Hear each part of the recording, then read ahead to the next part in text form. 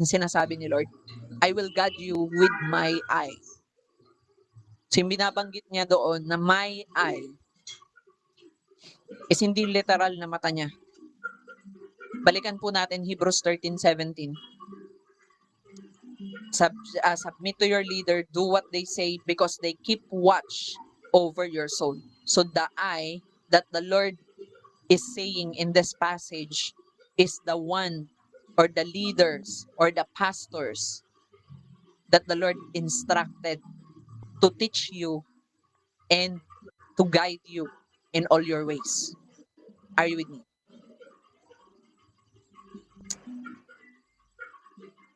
Parang hindi yata ako narinig. Shialarabakaria baba. Diba?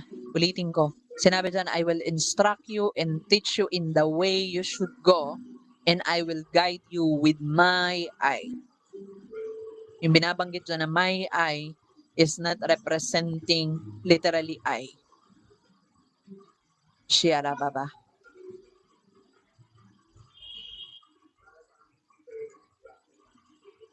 It is saying, hallelujah, it is saying that that is the shepherd that the Lord has given. The shepherd that the Lord has given in you, people of God.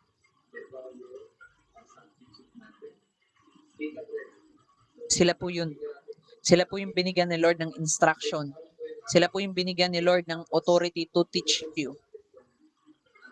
Diba? Kaya nga sabi ng Jeremiah 3:15, I will give you shepherd that is after my heart and they will feed you with knowledge. Para makagain ng knowledge, anong kailangan? Somebody that will teach you and understanding. Ibig sabihin, pag there is no instruction, there is no understanding. Tama po ba? Kapag ikaw po ay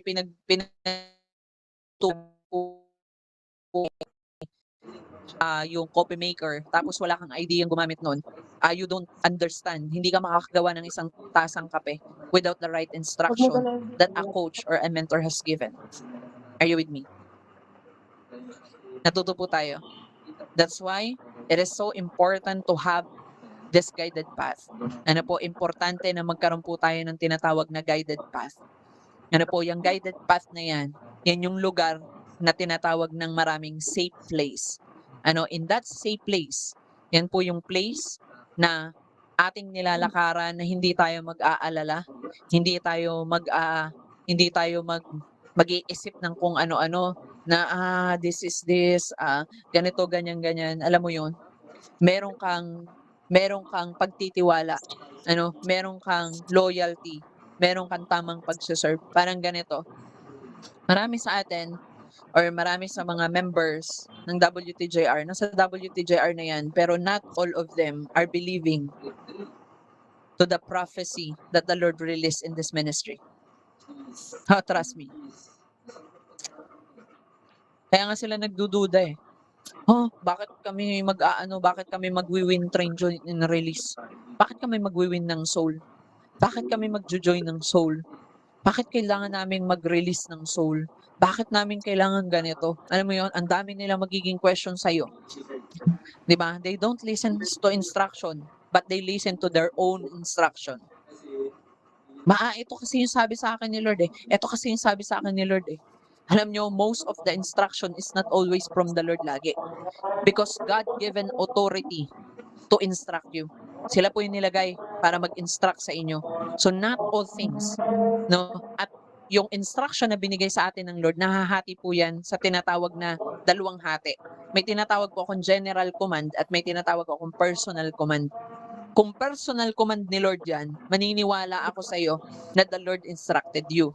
Pero pag general yung command ni Lord, the Lord given authority, men of God, people of God, to instruct us. Halimbawa, si Sis Beverly, meron siyang grupo. Ngayon, kapag gusto ni Lord na i-direct ang buong grupo niya, hindi niya yung sasabihin sa pinaka-downline or hindi niya sasabihin sa member. Sasabihin niya yon sa kanya mismo. The Lord will instruct him or her to instruct the people. Beverly, ito yung nais ng Panginoon. Ganito ang sabihin mo sa lahat ng mga taong nasasakupan mo. Gawin nila ito ngayon. Tuturuan siya ni Lord at ituturo niya yun sa mga tao kung paano nila gagawin. Remember? Remember Nehemiah. Si Nehemiah, nung pinag-stand siya ng Judah or nung pinatayong muli ang Judah, anong ginawa? Ay, Jesus. 'Di ba? Dahil si Nehemiah ang pinapagawa ng Panginoon, lumapit lang siya sa king para magpaalam. Kasi prophet pa rin siya ng king. Sabi niya, Panginoon, medyo hindi lang po ako makakapagtrabaho ng mga panahong ito kasi alam mo na, shikarababahaya. Kasi may pinapagawa lang si Lord. Ang tawag doon, personal command.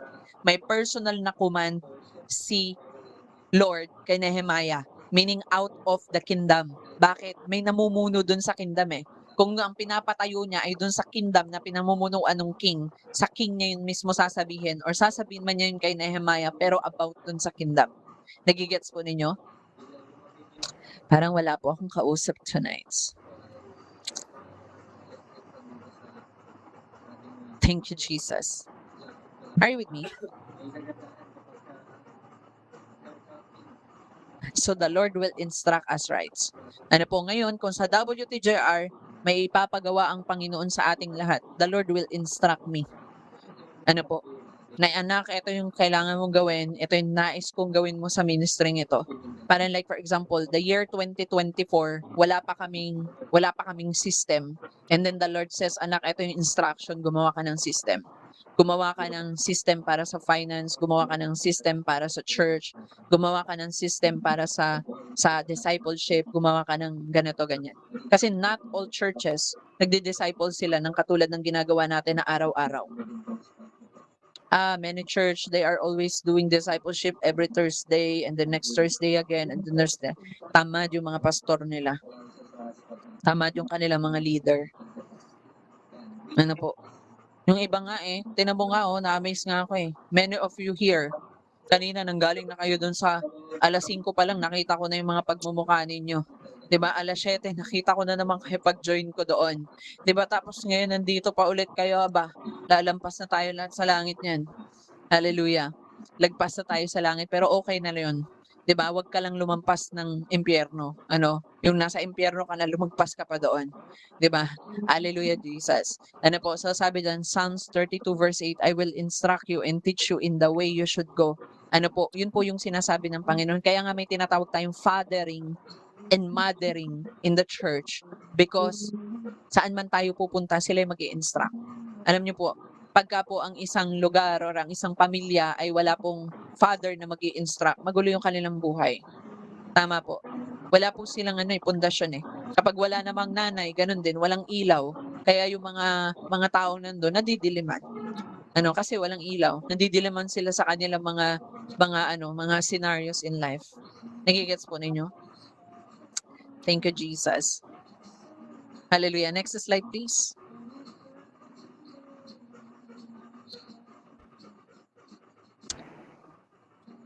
So why we need to have a guided path in our journey to walk in the Jesus road? Bakit nga ba kailangan po natin na lumakad tayo ng may guided yung ating path sa pag-walk sa journey na ito? Kasi katulad nga po ng sinabi ko sa inyo, hindi niyo pwedeng lakaran ang prophetic nang wala kayong proper guidance. Hindi niyo pwedeng lakaran ang deliverance nang wala kayong proper guidance. Hindi yung ang alam mo lang, I command you in the mighty name of Jesus, deliverance minister ka na. Yung ang alam mo lang ay, I command every infirmities and sickness in this body, ay healing minister ka na. Wala pong ganun. Dumaan po kayo sa tamang proseso. Bawat isa sa inyo, kailangan makinig kayo sa simula. Diyan, pinagdaanan din namin yan bilang mga leader. Kami mga leader, dumaan din kami dyan, nakinig din kami.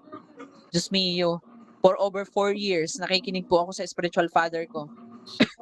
For over 4 years, kapatid, nakikinig ako sa spiritual father ko.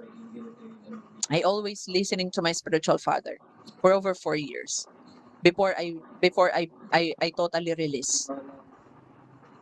If I'm not mistaken, 4 years or 3 years. Kasi 2020, 21, 22, 3 years. For over 3 years, I was listening to my spiritual father. Tapos yun lang yung tinandaan ko. Paano kung di pala ako nakinig doon? Di hindi ko malalaman kung paano kahawakan yung team ko. Paano kahawakan yung grupo ko. Diba? Hindi ko alam kung paano ko hahawakan yung mga tao binigay sa akin or pinagkatiwala sa akin ng Panginoon. Kasi minsan na rin po akong humawak ng mga tao ta's sa sobrang paghawak ko sa kanila nasakal na sila. Nage-gets po ninyo? Yung to the point na hindi ko na alam na nagpupumiglas na po sila. Kaya kung ako pong tatanungin ninyo, takot kayo mawalan ng member? Ako na po magsasabi sa inyo, I lost many members in my journey for over 7 years. Takot ka mawalan ng kasama sa ministry? Ay, I've been working for over years, 4 or 5 years na mag-isa sa ministry. Wala akong kasamang elder. May elder pero not existing. Hindi ko alam kung ano yung lalakaran namin, but I always move on to the Lord. At lagi ko sinasabi, iniiyak ko lagi dun, Lord, i-guide mo yung path ko, Panginoon. Paano ako, saan ako dadaan, Panginoon? Kapag nadadapa ako, Lord, hindi ako pwedeng nadapa lang. Kailangan tumayo ako kasi may mga taong kasunod ako. Baka pag nakita nilang nakadapa ako, dadapa din sila. Pag nakita nilang tumayo ako, malamang tatayo yan sila lahat. Kaya sabi nga doon, wala pong ibang gagawin ang mga anak kung hindi ang ginagawa ng ama. Eh kung nakikita po nila ako dito na ang hina-hina ko, eh lahat po sila'y mahina. Tama po. Kung nakikita po nila na ako po ay, kung ako po dito ay 24/7 nagpapalaki lang ng tiyan, eh gano'n na lang din ho ang gagawin nila, gano'n sila katamad. Ano po, kaya ito so important. Imagine nyo, kapag meron akong isang preaching before in the year 2024, yung regarding sa army. Ano po, alam nyo po ba, the success of the platoon is depends upon the commander. But the success of a commander is depends upon how obedient the platoon is. Kaya alam nyo mga kapatid, yung tagumpay natin ay hindi naman nakadepende sa aming nagkukuman, kundi nakadepende sa ating lahat. At ang tagumpay namin ay kapag nakita namin kayo na kayo po ay faithful, kayo po ay loyal sa service ninyo kay Lord, na kayo po ay faithfully na nagsuserve kay Lord. Hindi na kailangan tuktukan pa bago kumilos, hindi na kailangang suyuin pa bago mag-open, yung tipong ikaw na dapat ang gumagawa niyan. Kapag alam mo na ikaw ay in trouble, ikaw na mismo ang lumapit at mag-open ka na Lord or pastor or leader, eto kasi yung buhay ko ngayon, medyo hindi ako guided ngayon. Ano ba yung dapat kong gawin? I felt like lost. Eh, syempre pag lost ka, ibig sabihin wala nag-guide sa'yo, wala kang map, wala kang location. Tama po ba? So that kami, na nandun kami sa direction na yun, ma-share location namin sa inyo. Oo nga, mali ka na. Nandito kami sa nandito kami sa Muntinlupa. Bakit nandiyan ka na sa Naik-Cavite? Iba yung dinaanan mo. 'Di ba? Nagigets po ninyo, a guided path is so important. Alam niyo mga kapatid, ako pagka meron po ako mga pupuntahan like may conferences, meron ako mga works para kay Lord na pupuntahan. Alam niyo, ang pinakaunang tanong ko kaagad, anong landmark? Instruction agad, anong landmark? Okay, eto yung landmark, blue na bahay, ganito, ganyan, ganyan. Ay, ayoko ng ganyan, magulo. Maraming blue bahay. Ano yung pinaka-landmark? Supermarket, hospital, ganito, ganyan, ganyan. Alam nila yan, di ba? Tapos ang gagawin ko, i-ano ko yan, i-google ko yan. Kaya kapag lumarga kami sa mission, sabi pa nga yun sa akin dati nila, Kuya Rainier, sabi na sa akin dati nila Prophet, Kuya Dave, ano, alam mo, parang ang tagal-tagal mo nang pumunta sa lugar na to. Parang kabisado mo na yung lugar, hindi nila alam. Wisdom. Nag-Google yarn. Ano po, guided yung path ko. Bukod sa Google, may ka-chat pa ako niyan. Nandito kami sa daan na to, tama pa ba to? Baka mamaya kung saan na kami mapunta nito baka paglagpas namin sa Encantadia na kami mapunta o kaya naman baka paglagpas namin sa portal ng Lereo na to, 'di ba? Palayo na kami, 'di ba? So it is so important to have a guided path. Ano po? Kaya alam nyo mga kapatid, it is so important din na tayo nagpapasakop. Huwag tayong laging ang mindset natin ay manakop. Magpasakop kayo. Specifically sa mga members, sa mga babago pa lang sa pananampalataya, magpasakop kayo. Hindi masamang magpasakop mga kapatid. Lalo na kung nakikita natin na si Lord naman ang pinupuntahan or pinapatunguhan ng kanilang ginagawa. Magpasakop kayo. Huwag kayong matakot magpasakop. Huwag kayong trust issue. Alam niyo yan ang problema ng maraming Kristiyano, yung trust issue eh. No? Yung maraming Kristiyano, trust issue ang problema. Ba hindi magpasakop sa leader? Bakit? Trust issue eh. 'Di ba? Tapos magdadadrama-drama doon sa iba. Tapos hindi lang naman sila magtitiwala doon, 'di ba? Sarap kaltukan. Nice. Next slide, please. Diba? That is the important role of having a guided path. Sabi dyan, number 1, mentors to guide and equip. Diba? A guided path needed mentor to guide and equip. Sabi po ng Ephesians 4:11-12, so Christ himself gave the apostle, the prophet, the evangelist, the pastors, the teacher to equip his people for works of service. Ngayon, paano naman kayong gagana sa service ninyo kay Lord? Ito ngang hindi naman kayo nagpapasakop sa mga apostol at mga propeta at mga ebanghelista at mga pastor at mga tagapagturo ninyo kasi nga may trust issue ka. Alam mo, renounce mo na yan, mga trust issue mo na yan sa buhay. Ano po, magpasakop ka, magpa-equip ka. Ano po, hindi yung mas marunong ka pa sa pastor mo. Alam niyo meron akong attitude na ganito eh. Pag ang tinuturuan ko mas marunong pa sa akin, hinahayaan ko siya. Totoo yan. Alam niyo ng mga tinuturuan ko sa WTJR. Pag ang aking tinuturuan mas marunong pa sa akin, hinahayaan ko. Tingnan natin kung hanggang saan aabot yung kanyang knowledge. 'Di ba? Tingnan natin hanggang saan aabot yung kanyang knowledge. Tingnan mo, pag bumagsak yan, babalik din yan sa'yo, tapos sabihin yan, Nanay Beb, Nanay Yo, tulungan mo naman kami pa-pray over. 'Di ba? O akala ko ba magaling ka pray over mo sarili mo? 'Di ba? O akala ko ba okay ka, goods ka na? 'Di ba? Nung tinatanong kita, sagot mo lang, okay, okay, araw-araw okay ka, hindi ka nagkaproblema, wala kang naging trouble, wala kang mai-o-open ni testimony, wala kang masasabi because you are always okay, no? In the middle. Habang people of God, kailangan po natin yung mga mentor na nabanggit na yan to equip us in the body of Christ. We need those mentor to equip us in the service of us unto the Lord. Lagi niyo po yung tandaan, kailangan po natin sila ano po, para sa service natin kay Lord. Ngayon, bakit tayo ganon? 'Di ba kapag may ginawa ka, tatanungin mo, Pastor, tama kaya yung ginawa ko kay Lord? Or tama kaya tong ginawa ko? Nag-ano kasi ako nag-kids ministry. 'Di ba? Bakit di ka sigurado dun sa pinapagawa ni Lord sa'yo? Bakit? Hindi ka training. Hindi ka train.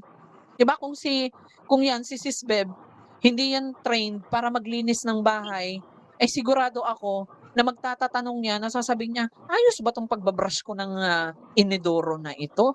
Tama pa ba itong pagpupunas ko ng glass na ito? Puwede ko bang gamitin dito sa pagpupunas ng glass yung ano, yung APC, all purpose cleaner?" Ay, pehadong dilim yang iyong salamin. 'Di ba kaya nga may glass cleaner, 'di ba? Para luminaw yaan. Baka 'pag tiningnan nung nilinisan mo mabuwisit lalo sa'yo. Alam mo nung nilinisan mo yan dot-dot lang yung dumi niyan, ngayon buong salamin na hindi na ako makita. Ano, kasi yung ginamit mo pala mali because you are not trained to clean, 'no? So everything that we do, we need training. Gano'n din po sa paglilingkod natin kay Lord, importante po yung training.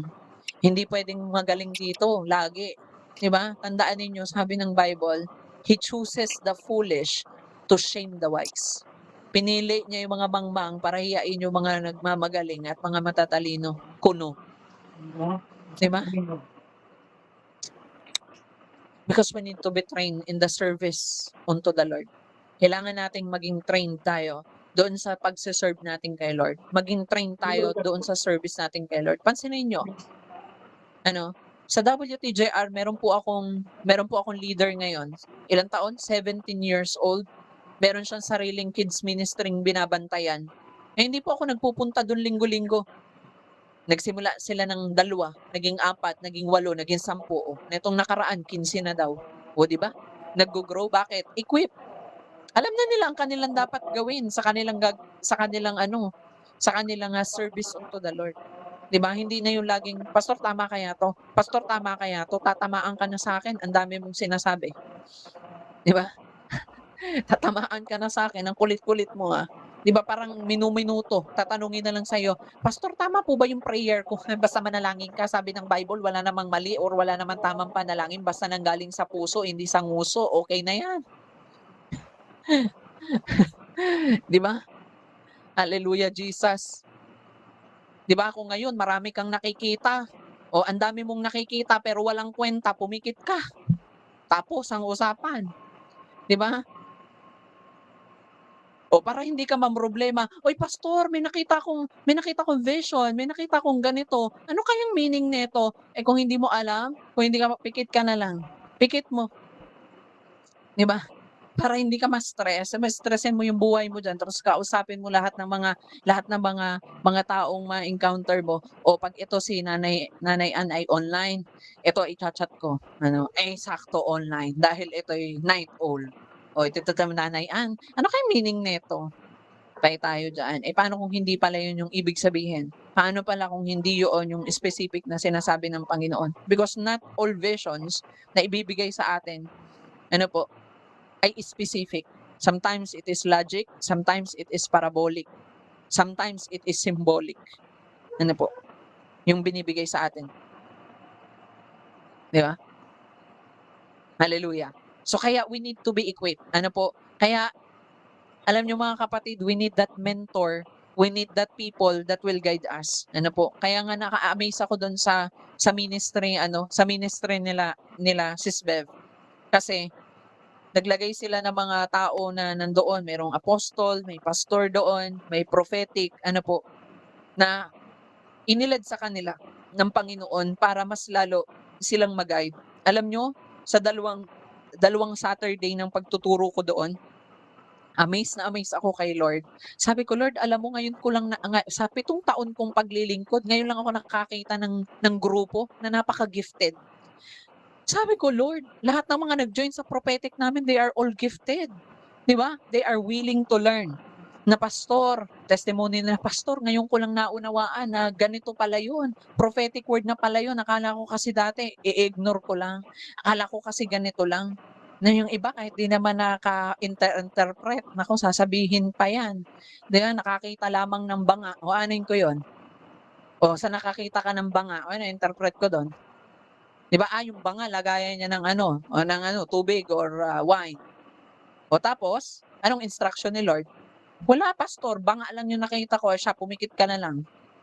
'Di ba, baka walang meaning 'yan, 'di ba? Baka nga walang meaning 'yan, banga lang, 'di ba? Kasi gano'n ang people of God, kahit nga po sa panaginip, eh, hindi lahat ng nananaginip prophetic. Lalo na 'pag araw-araw na may panaginip, Diyos ko Lord, ang dami mo ng iniisip. Ang sabi ng Bible, 'di ba, ang mga panaginip ay dahil sa sobrang dami mo ng pinag-iisip, imagine mo iisipin mo, "Lord, gusto ko maging kagamit-gamit kay Lord." O nung gabing yon na naginip ka, nagde-deliverance ka, tuwang-tuwa ka, "Pastor, ginamit ako ng Lord sa deliverance." O after ilang months, hindi ka pa rin ginagamit ng Panginoon kasi walang authority. Bakit? 'Di ba desire mo lang yon, nahalo lang sa dreams mo and then afterwards wala, eh. 'Di ba kasi kung talagang galing yun kay Lord, may fruits, eh. Sabi ng Panginoon, kapag hindi yan naganap or kapag hindi yan nagkaroon ng fulfillment, ay nanggaling lang yan sa'yo. Pero kapag nagkaroon ng fulfillment ang mga bagay na yan, nanggaling yan kay Lord, ano? Although not all prophetic word or prophetic visions ay napupulfill agad. Kasi marami akong nakita, 2023 na-fulfill 2024. May nakita ako ng 2024 na-fulfill 2026. Pero the best doon is yung fulfillment ng Panginoon. Pero may mga bagay na ipapakita sa iyo si Lord that, that has fulfillments. Hallelujah, Jesus. So natuto po kayo? 'Di ba nawa po natuto po kayo ano, glory to God. Hallelujah. So, welcome po sa bawat isa po na nandito ano. Hallelujah, Jesus. So ayan, that is the importance ano po, so why we need a guided path ano or a guided path. 'Di ba, para guided yung path natin kailangan po natin ng mga shepherd or ng mga pastol, ano po, na magpapastol sa atin, 'di ba? Kung meron po nakakakilala sa inyo kay Riri, ano, siya po ay isang shepherd ng mga baka doon sa New Zealand. Ano, minsan may mga ano siya, eh, may mga vlog-vlog siya doon na niloloko niya yung ano, Becky po 'yon, si Riri.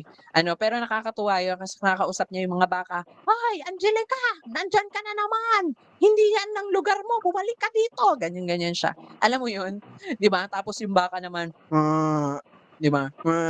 'Di ba? Tapos niloloko niya. Aba, sumasagot ka pang baklita ka. Sabi niya, bumalik ka dito, nanggigigil ako sa'yo, ganyan. 'Di ba? So you see, 'di ba, na yun nga may mga guided path, eh, 'di ba? Kasi ibinubukod niya yung mga kakapanganak pa lang, ibinubukod niya yung may mga bisiro na, binubukod niya yung gagatasan, binubukod niya yung para doon sa mga pang-dispose na mga baka, 'di ba? So you see people of God, that is the importance of shepherding, 'no? Kaya nga po sa WTJR nama-manage namin ng maayos yung gift na binigay ni Lord kasi bakit? Hindi ko po hinahalo-halo ang team. Kung ika'y para sa bata ka, pagyabungin mo 'yan. Kung ika'y para sa youth, pagyabungin mo 'yan. Kung ika'y sa healing, and then practicein ka namin sa healing. Kung ika'y nasa deliverance, then practicein ka namin ng deliverance. Alangan naman practicein kita ng prophetic tapos deliverance ka, 'di ba? Kaya nga minsan nagtatawanan na lang kami ni Yoyo, "Bakit gano'n ika bakit gano'n ika pa? 'Di ba ikaw dinala ka sa prophetic, ako dinala sa healing at saka deliverance. 'Di ba paano ikang gagawin natin dito?" 'Di ba para ikang contradicted, eh. Pero sabi nga niya, "Pero hindi, ano 'yan, si Lord ang naglagay niyan." Sabi ko, "Oo nga."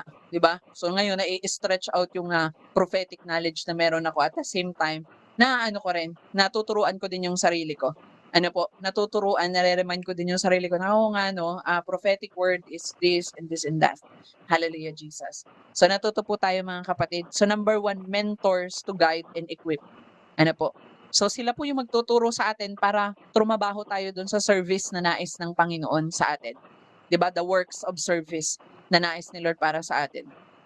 Ano po, kasi minsan iisipin natin, "Uy, ang busy-busy kong tao," 'di ba? Pero nakakapag-support naman ako sa church and that is a worship to the Lord.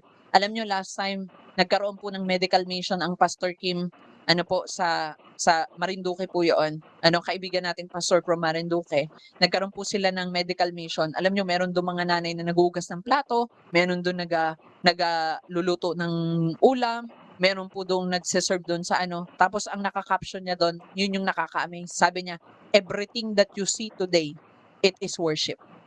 Lahat daw po ng nakita namin or nakikita natin doon sa video na yun is worship. So ibig sabihin, the work of service na ibinibigay natin kay Lord, it is a kind of worship. Pumunta ka sa church ng maaga, naglinis ka, it is a worship. Amen? Ikaw dun sa mga napuntahan kong mga gawain may facilitator sila doon, ano, that is a kind of worship, ano. Talagang kami lang po talaga sa WTJR nasanay po kami ng ganito. Kasi more on kasi student, ano, for you to be able to know mga kapatid, marami kasi sa amin estudyante. So wala pong mga time sila na mag-present-present pa, wala silang time na mag-hosting diyaan, wala silang time na mag-ganyan-ganyan. So many of them are students. Ano po, so kaya nahirapan kami. That's why kami ay parang kung titingnan niyo solo flight kami. 'Di ba? Present mo, prayer mo, worship mo, 'di ba? Closing prayer mo na din, tapos, prayer mo na din, and so on so forth, 'di ba? Kaya kami natuto nito. Pero ito po ay inilagay sa amin ng Panginoon because it is a practice as well na hindi po sa lahat ng pagkakataon ay aasa tayo, ano, na laging mayroong tulong na nandiya-diyan for us. Kailangan din po nating trumabaho with or without help. Nage-gets po natin. Hallelujah, Jesus. But that is the most important. Paano natin i-apply yung mga tinuro ng mga mentors natin. Next slide, please.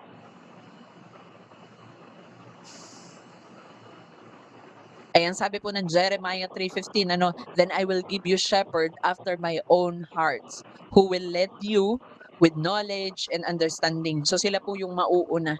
Ano, kaya ang mga leader, kami po ang nauuna. Kaya lagi namin sinasabi sa inyo, "Okay, be salt and light, be salt and light." Kasi kung ano po yung nakikita ninyo sa amin, yun din po yung inyong gagawin. Ano, if you see us na kami po ay mapanalangin, mapanalangin tayong lahat. Kaya pansinin niyo, kapag ang isang leader ay babad na babad sa prayer, yung sila ay may pagka-intercessor, ano po, ay babad sila sa gano'n. Kapagka naman medyo apostolic ang kanilang mga datingan ay ano po 'yan, more on mission, planting, building, praying, tapos madalas solo flight yang mga 'yan kasi more on knowledge sila or nag-aaral po sila. Ano po, hallelujah Jesus. So that is the important of having mentor para alam po natin kung paano po tayo susunod. 'Di ba parang ganito, halimbawa papunta tayong Alabang, hallelujah Jesus. Kung tayo po'y pupunta ng Alabang at hindi niyo po sinunod yung instruction na ibibigay ko sa inyo, maliligaw po kayo. Tama, mali? Marami po, 'di ba? Katulad niyan, EGR. Saan yung lugar nun, San Simon Multipurpose, ay looban yun. Alam niyo, nung Thanksgiving namin ang daming naligaw. "Ay pastor, nasaan na kami? Saan po ba dito yung multipurpose?" Dun sila pumunta sa barangay multipurpose, 'di ba? Iba yung multipurpose na pinuntahan nila, barangay, 'di ba? Pero ang linaw ng instruction, okey pagbaba mo ng 7-Eleven, baba ka na doon because malapit na yun dun, 'di ba? So when we follow the right instruction, when we follow the right lead, ano po, or the right lead, ano, hallelujah. And nung Thanksgiving na yun nakakalungkot pa nga, eh, may isang kapatid tayo na ano, ang command ko sa kanila or ang instruction ko, "Susunduin namin kayo pagdating niyo diyan, message niyo kami." Alam niyo, hindi nila ginawa yung instruction. May iba silang finollow na instruction and ang nangyari nabudol sila. Lagas ang kanilang gamit, pera, cellphone, everything. Sabi ko, "Aray ko, sinabi ko na kako sa inyo na susunduin namin kayo diyan because many scammers, they are targeting those na alam nila na hindi kayo sanay dito sa amin or hindi kayo sanay sa gano'ng lugar." 'Di ba kaya ako mapagmatyag ako sa lugar 'pag pumupunta ako diyan. Ay kaya wherever I go, sabi ko nga sa inyo, kahit pumunta pa tayo diyan ay nung pumunta nga kami ng Bicol, eh, 'di ba, nakikiano kami doon sa mga taong nandodoon, 'di ba? Hallelujah Jesus, may nagwawalis, tinigil yung pagwawalis, tinuloy namin, 'di ba? Kasi aanuhin mo, titimplahin mo sila, eh, kasi hindi mo kabisado yung mga tao na nandodoon. Na yung si people of God. So that will lead you with knowledge. Ano, tuturuan tayo kung paano tayo makakarating dun sa place na ating pupuntahan. Are you with me? Na-gets po natin? Naintindihan po ninyo? Meron po kayong natutunan gaano po kahalaga yung mga mentor ninyo? Kaya alam niyo pagkatapos po ng call na ito, hallelujah, pagkatapos ng GMeet na ito, i-message niyo po yung mga mentor ninyo. I-message niyo po sila at magpasalamat po kayo sa kanila because of their leadership as well. Ginaid po kayo ng tama. Ano po, kung bakit ngayon nilalakaran mo kung ano yung pinapalakaran ni Lord sa buhay ninyo. 'Di ba alam niyo po isa sa mga bagay na natutunan ko nung nagsisimula ako, wala po kasing magandang sinabi yung leader ko dati. Alam niyo yun? Walang magandang sinabi yung leader ko dati nung ako po'y nagsisimula. Alam mo niyo ang goal ko, sabi ko, hangga't hindi maganda ang sasabihin mo sa akin, hindi ako titigil na mag-ano, magpaayos. Anong una, "Ano ba 'yan Dave, ayusin mo yung pride mo, ayusin mo ganito, ayusin mo ganyan." Nun sa dulo na, "Yan ang gusto ko sa'yo Dave, eh. Sige ikaw mag-lead ng prayer, sige ikaw mag-lead ng devotion, sige ikaw mag-lead ng ganito." Sabi ko, "Ayun, maganda na yung sinasabi." 'Di ba? Kaya alam niyo mga kapatid, hangga't pinapagalitan pa kayo, ibig sabihin nun matigas pa ulo mo, 'di ba? Okey lang maging matigas ang ulo, 'wag lang mukha, 'di ba? Kasi mahirap yun, eh, yung si people of God, 'di ba? Yung katigasan ng ulo na naaano namin yun, eh, napapalampas namin yun, eh, napapagpasensya yung 'pag patigas na yung mukha, makita mo pa lang parang kaalibarbar na, parang, "Diyos ko Lord, eto na naman, kakaturo-turo ko lang dito, eh, nanggigigil na ako dito, same mali na naman, yun na naman yung ituturo ko." 'Di ba? Hallelujah Jesus. Pero sabi ko nga, trabaho kasi namin yun. So hindi kami puwedeng magreklamo dahil kami naman ang papaluin ni Lord. 'Di ba kasi ang sabi dun, "The Father will send who is for you, don't reject them." So si Lord ang magdadala ng para sa amin, huwag naming ire-reject. Eh, 'pag ni-reject namin yun, reject din kami. Reject ka din sa langit. Sinasabi ko sa iyo, matapon tayo pare-parehas talaga sa naglagablab na apoy, 'di ba? Dahil dun tinatapon yung mga reject at saka yung mga dayami. Hallelujah. Kaya kailangan natin maging magandang bunga. Ano po, hallelujah. At kailangan natin ang mga mentor na 'yan. Amen? Hallelujah, Jesus. Kaya pansinin niyo po ngayon, 'di ba, yung ating mga outreaches na ating pong hinahawakan, meron tayo sa Novaliches sa pangunguna ni Nanay Ann, meron tayo sa Cagayan sa pangunguna ni Ate Milty, meron tayo sa Sukat Muntinlupa sa pangunguna ni Ate Linsay, meron kami sa Bacoor na kami na po ang nangunguna ngayon kasi po yung nag-plan po noon ay na ano po, eh, natuyot, ano po, sumibol sa ibang bukirin. Ano po, napayid sabi nga dun sa nahulog sa tulay naanod sa ibang dimensyon. Ano po, kaya ayun, 'di ba? Meron tayong, GMeet, ano po, meron tayong mga gawain na iba't ibang lugar. So, glory to God, ano po. Pero hindi po madali, ano, kasi minsan may mga sayang na moments, eh. 'Di ba katulad ng Taguig namin dati, ang dami-daming kids namin dun 30 plus. Ano po, pero nagkaroon kasi ng unfaithfulness, ano po. So ayun, nawala yun, nalagas. Pero tignan mo naman ang pinalit ni Lord, 'di ba? Mature, literal na mature. Ano, tinanggalan ako ng 30 na kids, pinalitan ako ng 30 na mga matured talaga, legit, mas matured pa sa akin yung edad. Mas matured pa sa akin yung edad. 'Di joke lang, 'di ba? So, no hard feelings mga kapatid, mahal na mahal ko talaga kayo. 'Di ba ganyan lang talaga pastor niyo, ma-okray. Ano, so ayun, so mentor is important kasi sila po yung magga-guide sa atin at sila rin po yung mag-e-equip sa atin kung tayo po ba'y mali na, kung tayo po ba'y tama na or tama pa, ano. Pero as long as na hindi tayo tinatap, ano, sabi ko nga kay Kuya Yu dati, kapag mali naman na yung nakikita ko, itatap ko kayo, eh. Pero as long as na hindi naman ako nag-o-object sa inyong ginagawa, sina-submit niyo naman, nakikita ko naman yung fruits niyan, tuloy ka lang. Ano, because I know and I trust in you. No, kasi dati wala po akong tiwala sa leader, eh. Kung ano yung sinabi ko, gusto ko yun lang yung gagawin niyo. Gano'n ako dati. To be honest, i-reveal ko na sa inyo, wala akong tiwala sa leader dati. Pero one time ni-rebuke ako ni Lord, aray ko, ni-rebuke ako ni Lord. Sabi niya, "Anak, paano 'pag nasa labas ka sa mission, tapos wala kang tiwala sa mga leader mo? Eh, di nasa mission ka pero yung utak mo hati, kasi baka mamaya peratain na yung mga members mo." Sabi ko, "Oo nga 'no Lord, kailangan palang matuto akong magtiwala." So I decided na ganyan ang gawin ko. So dinirect pala ako ni Lord, ano, dinirect ako ni Lord to the point na kaya kong iwanan kaya kong iwanan, hindi yung literal na iwan, I mean kaya kong hindi puntahan yung team ni Nanay Ann kasi alam ko na may mapapagkatiwalaan kaming servant sa lugar na yun. Kaya kong hindi agad puntahan ang Cagayan kasi alam ko may mapapagkatiwalaang servant doon. Hallelujah Jesus. Kaya nga po tini-train namin yung bawat isa for them to be goods in the work of service na meron po sila. Ano, minsan nga tinatawanan pa ako ni Nanay Ann, 'di ba kasi nung nakaraan may pinagdadaanan niyan si Nanay Ann. Just sharing lang naman may pinagdadaanan siya nun tapos tumawag nun si Kuya Brian. Tapos sabi niya, "Ano ba 'yan pa? Hindi na nga tayo nagkita ng mahabang panahon, bakit gano'n? Alam mo pa rin yung ano." Sabi ko, "Natural, anak kita. Nalalaman ko pa rin yung liko ng bituka mo, kahit ganyan." Sabi ko, "Tigil-tigilan mo na yung mga drama-drama na 'yan." Oo pa, 'di ba? Imagine niyo, mas may edad siya sa akin pero ganyan po talaga ako magmahal, talagang pagalitan ko talaga 'yan. Sabi ko, "Ikaw, yung mga anak mo diyaan, 'di ba, pagka pinakita mo sa kanilang mahina ka, gayan ang gagawin ng mga bata." Kasi bata 'yan, eh. What they saw, they will copy. Ano po, magaling manggaya ang mga bata. Pansinin niyo, magmurahan kayo sa bahay. Lahat ng mga batang pupunta diyan nagmumura din paglabas. Magsuntukan kayo diyaan, pero tingnan niyo paglabas mo diyan nakarambulan na 'yun diyan sa labas, magpatayan na 'yan. Pero kapag sa bahay nakita nila ang pagmamahalan sa mga bata pa lang, ano, ito yung madalas na na-encounter ko, eh. To be honest, kahit na kami ay walang-wala, nung kami ay mga bata pa lamang, wala talaga kami, as in walang-wala. Dati nga naiinggit ako kasi sila may mga bagong bag tapos sa akin pinaglumaan pa ng mga pinsan ko, sinambot ko lang, 'di ba? Awit 'yan tapos kumbaga tinahi lang yung kaunting zipper, okey na 'to, 'di ba? Yung tipong kailangan mo pang ibalik uli para para gumana.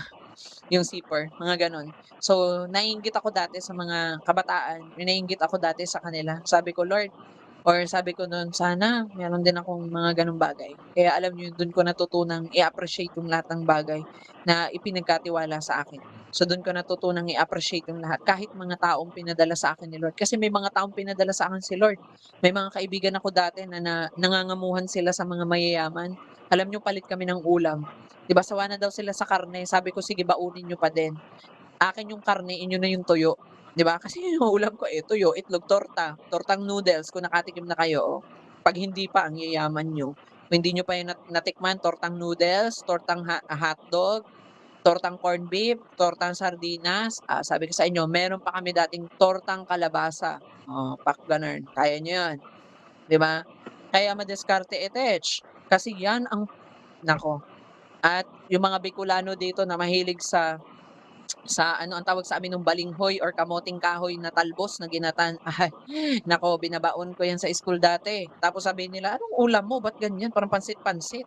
Sabi niya, "Hindi, masarap 'yan, kainin mo." 'Di ba? Tapos pahingi ako ng pork chop, pahingi ako longganisa kasi ang sasarap ng ulam nila.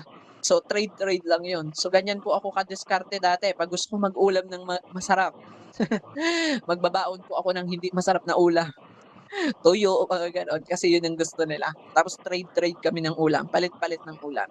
So, gano'n kagrabe, ano po, so kasi yan yung nakita ko sa mga magulang ko, eh, 'di ba? Dati 'pag kahit kakaunti yung ulam namin nakikita ko nagbibigay yung nanay ko dun sa kapitbahay, kahit konti lang yun. 'Di ba gano'n sa amin, sabi ko, "Bakit 'pag nagluluto tayo ng ulam laging kasama yung kapitbahay?" Sabi ko, "Wala ba silang kaldero? Wala ba silang kawali at tayo rin tagaluto ng ulam?" Sabi niya, "Hindi." 'Di ba? Tapos magugulat ako minsan magluluto sila ng malaking kaldero, tapong-tapong yung magkakapitbahay. Sabi ko, gano'n pala yun.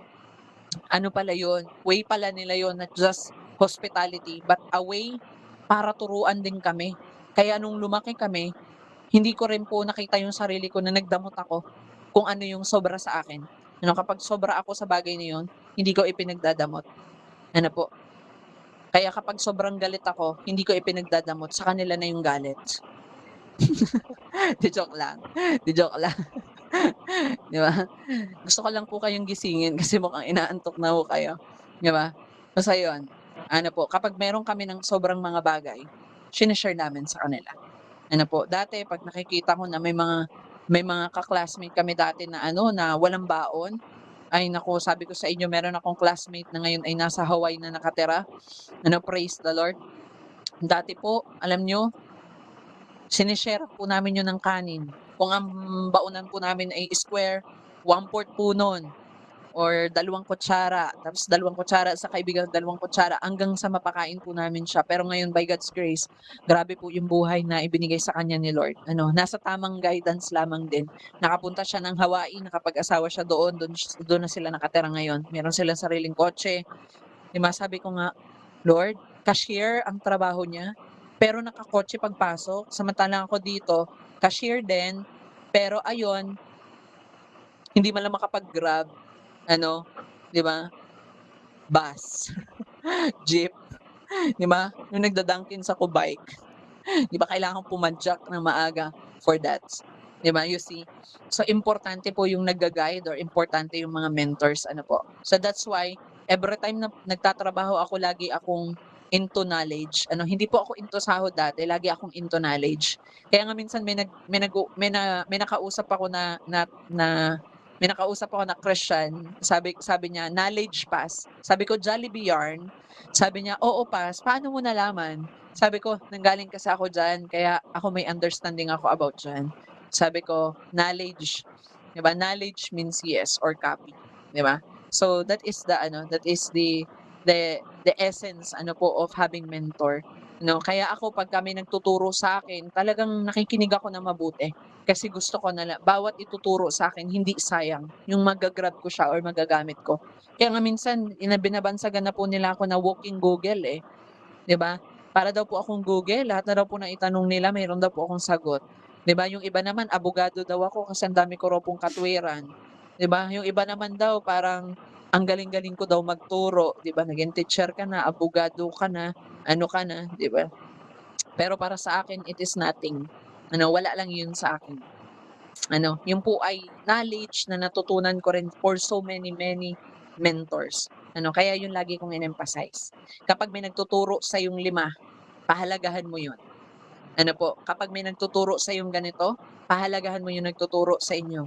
Ano, kaya nga sabi ng Bible, "Give double honor to those who preach and teach to you the word of God." Iba kasi yung preaching at iba po yung teaching sa pagkakaintindi niyo. Baka po mamaya akalain niyo na 'pag sinabi niyong preaching at teaching iisa yun. No, the Bible says it. Give double honor to those who preach and teach. So ang preaching, ito po ay equivalent ng pagtuturo at pagde-demonstrate. Ang teaching, tinuruan ka lang pero no demonstration. Nage-gets po ninyo? Parang like for example, sa aming prophetic night, nagpi-preach po ako dun. Kasi bakit? Bukod sa nagturo ako, dine-demonstrate din namin kung ano yung power or yung anointing na inilagay sa amin ni Lord. Ano po, that is preaching. Ano, kaya yung mga nagsasabi na, "Oo, nag-preach nga ako sa ganito eh." Tapos wala naman yung power ni Lord. Hindi siya preaching, siya ay teaching lang. Pagtuturo lang siya, pero wala siyang demonstrations of power. Ano? That's why sinabi ng Panginoon sa mga apostol, "Go and preach the gospel." Bakit hindi sinabing teach? Hindi ba kayo nagtataka? Bakit hindi sinabi doon, "Go preach and teach the gospel"? Bakit sinabi doon, "Go preach the gospel"? Kasi ang gospel hindi lang tinuturo, dine-demonstrate 'yan, 'no? Dine-demonstrate 'yan. 'Yan yung natutunan ko sa aking mentor, sa aking spiritual father. Ang sabi niya sa akin, "Kuya Dave, walang lalabas ng hindi powerful mover ni Lord. Kapag kayo nagtuturo ng healing, demonstrate healing. When you teach deliverance, demonstrate deliverance. When you teach prophecy, then prophesy unto them." Kasi kahihiyan yun kay Lord na itinuturo natin, yet we cannot access. Amen. Hallelujah, Jesus. Kaya po kami, tinuturo namin yung alam namin at ganang maiintindihan po ninyo for you to be able na ma-reach din po yung capacity na yun so that you will be a reliable source din ng kung ano po yung natutunan nyo sa amin. Amen. Hallelujah, Jesus. So darating yung panahon na sa next generation, di si Nanay Ann na rin ang magtuturo dun sa mga bata na, "Oh, ganito, ganito magpaiyak." Ngayon, kasi ito yung nakita natin kay Papa, yung mga bata pinapaiyak nila. Tapos yung mga bata nag-i-invite kasi papaiyakin din. Oh, 'di ba? Ganyan po kami mag-invite ng kids. Ano, pinagpe-pray namin 'pag na-touch ni Holy Spirit, nag-i-invite po sila because of umiyak yung bata. So lahat sila tinitingnan nila kung iiyak yung mga kasunod. Hallelujah. Blessed evening, prophets. We are here. See you soon. Hallelujah. So next slide please. Ano po, a guided path needs mentor to guide and equip. Ano po, ikalawa, a guided path needs training to be qualified. Okay? So hindi natin masasabi na guided yung path mo kung hindi ka pa qualified para magturo nung na-training sa'yo. Parang ganito, hindi natin masasabi na ikaw ay approved or ikaw po ay qualified na service crew kung nasa training ka pa lamang at hindi ka pa totally nakakapag-apply nung tinuro sa'yo. Sabi ng Timothy, ano po, if I'm not mistaken, Second Timothy pala, nakalagay doon. Second Timothy chapter 2 verse 2, "And the things you have heard me say in the presence of many witnesses, entrust to reliable people who will also be qualified to teach other." So hindi po porket marunong magturo ay qualified na. Maraming qualified magturo pero hindi nagtuturo at maraming hindi qualified na nagtuturo. Hallelujah, Jesus. 'Di ba?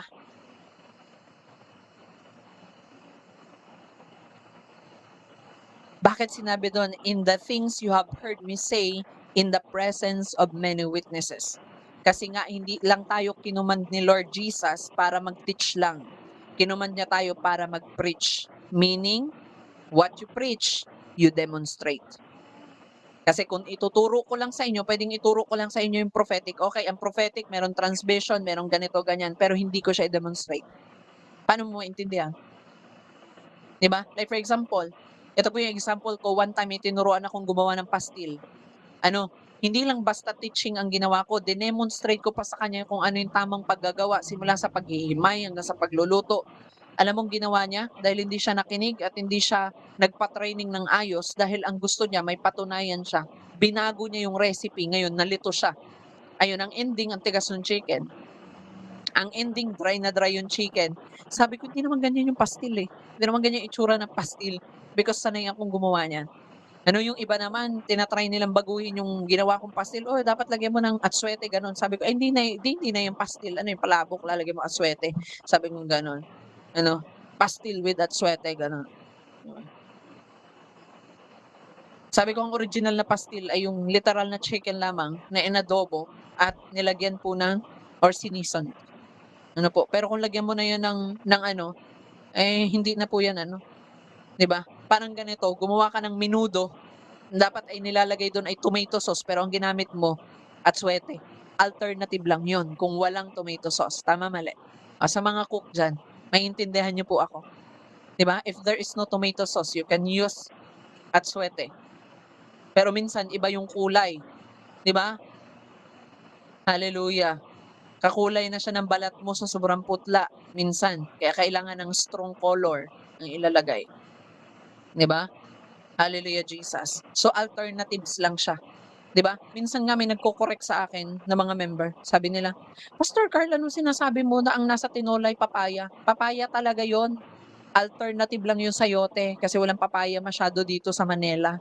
Kaya alternatives ang ginagamit, sayote. Ang totoong tinola, papaya ang nilalagay at talbos ng sili, hindi malunggay at hindi sayote. That is the real tinola. Hallelujah. Minsan nga may tanglad pa 'yan, 'di ba, Nanay Ann? Para medyo maanghang-anghang na makapit-kapit yung talagang paghigop pa lang, lasang detoxifier na, ano, 'di ba? Hmm. Minsan nagtataka din sila, "Eh, Pastor Carl, bakit yung tinola nilalagyan siya ng luya?" "O, anong purpose noon?" "Ay hindi, pang-aromatics 'yan." Mali kayo. Ang purpose nun para tanggalin yung lansa ng chicken, hindi siya aromatics. That's why training is important. Kasi nung nagho-hotel po ako, nagpa-training ako sa aming chef. Dun ako natuto magluto ng ano, ng spaghetti, natuto magluto ng palabok, fettuccine, um pesto, natuto akong gumawa ng dessert, natuto akong gumawa ng mga Thousand Island sauce, mayo ketchup sauce, tapos yung may mayo na may ketchup na nilalagyan ng gatas at itlog na pula, and so on so forth. Marami pang mga etche na mga sauce. 'Di ba, do'n ako natutong gumawa ng crispy kangkong. Kaya alam niyo bago pa man naimbento ni Josh Mojica yun, marunong na ho akong gumawa nun. Pero hindi kasi talaga nilagay ni Lord na yumaman ako, eh. Nilagay kasi ng Panginoon na nandito ako ngayon sa harapan ninyo. 'Di ba, crispy word ang ibibigay ko sa inyo ngayon, hindi kangkong. Ano, 'di ba, yun ay naka-design kay Josh Mojica. Pero totoo po yun. 'Di ba, pagka-graduate ko po ng siguro like mga 17 years old po ako, wala na po akong ginawa sa hotel namin or dun sa hotel ng amo ko kung hindi magluto ng isang kawa na crispy kangkong. Ngalay na ngalay na yung pagkatapos mo magluto, nakaganto na yung kamay mo kasi iipitin mo yung dahon para maganda yung lapad. Diyos mio, tapos mag-harvest pa ako niyan. Akala mo talaga kabuti ako na nakasibol dun sa gitna ng kangkungan kasi nakasalukot ako niyaan kasi mainit. 'Di ba yung balat natin masunog, 'di ba? Gano'n. Pipiliin ko yung mga pinakamatatanda na mga kangkong. Kaya alam niyo sa kangkong, yung mga matatandang dahon, hindi po yun sayang, ginagawang crispy kangkong yun. Kasi kapag maliit, ay ang hirap naman ng prituhin, 'di ba, tupi-tupi yun. Hmm, Now you realize people of God, try niyo, 'di ba?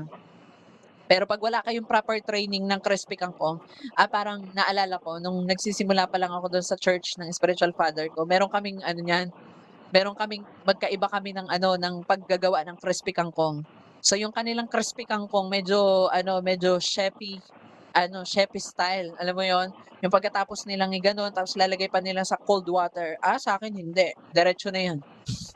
Diretso coat-coat na 'yan, walang gano'n-gano'n, 'di ba? Literal nakita yung kangkong nila, sa'kin hindi. Gumawa ako ng may mixture kami ng sarili and napapatagal namin yun for over 5 days ano. Naimbento ko rin yung pagpapatagal nun for over 5 days, ano. Kaya no wonder na yung pastil namin dati tumatagal ng 1 linggo pero same quality.